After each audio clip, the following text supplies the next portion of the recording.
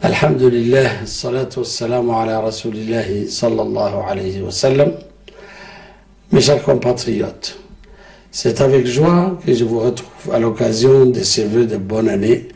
J'aimerais tout d'abord que nous rendions grâce au Tout-Puissant pour la faveur qu'il nous accorde de vivre ensemble ce moment dans la paix.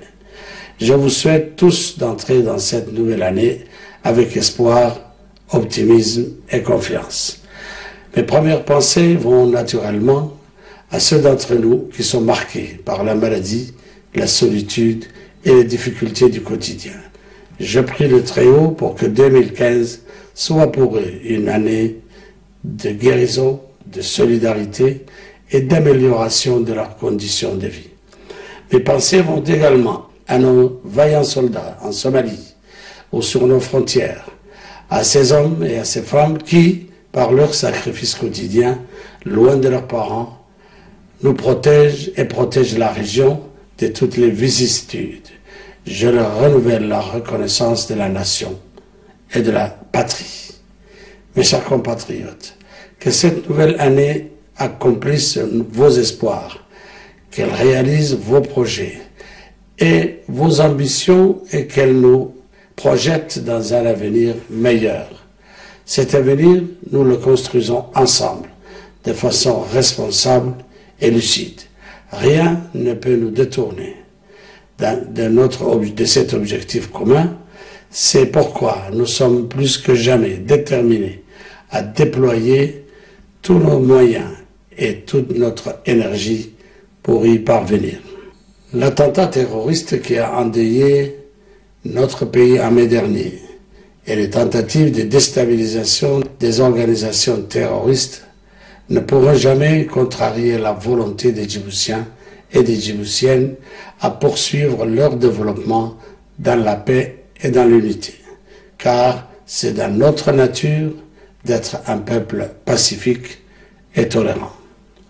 Mes chers compatriotes, en 2015, le gouvernement poursuivra ses efforts pour que la croissance économique profite à tous les Djiboutiens sur l'ensemble de notre territoire. Car nous avons besoin d'une croissance qui infuse notre société et non d'une croissance qui brille uniquement par son PIB. Nous avons besoin d'une croissance qui affronte les situations de vulnérabilité et non d'une croissance isolée qui brille par elle-même. L'orientation stratégique de notre économie que nous avons amorcée répondra à ces nouvelles exigences. Une croissance performante en termes d'emploi, mais également une croissance enracinée dans le développement de nos régions. Voici les deux grands critères avec lesquels nous apprécierons désormais notre développement. Le gouvernement a pour consigne de mobiliser tout l'appareil productif autour de ces enjeux. Il a pour consigne également d'intéresser les investisseurs privés à cette nouvelle donne. Il le fait déjà avec succès puisque des investissements d'envergure vont s'installer dans nos régions et servir ainsi de levier à toute l'économie locale. En 2015, le gouvernement poursuivra aussi ses efforts contre la pauvreté. L'assurance maladie que nous avons mise sur pied rentre précisément dans le cadre de notre justice sociale. Elle a pour principe la solidarité, pour ambition l'accès aux soins et à la santé de tous nos compatriotes. Mes chers compatriotes, je suis conscient des efforts auxquels vous avez consenti pour que votre pays se redresse et devienne un acteur majeur de la scène régionale.